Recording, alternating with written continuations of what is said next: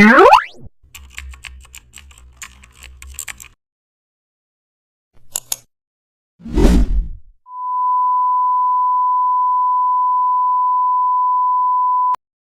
back to the channel. Don't forget to like, share and subscribe for more updates. Begin by choosing the custom shape tool to design a modern abstract layout.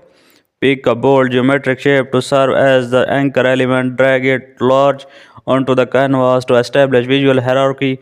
Rotate it slightly to break symmetry and add interest. Then duplicate this shape for background layering. Move the duplicate behind and soften its opacity. Add a gradient fill to the front shape for a polished look. Also apply a stroke to define its structure better. Align both shapes to keep the layout consistent. Add a subtle glow for a stylish modern touch. Use blending modes to blend the layers smoothly. Adjust their position until they visually support each other.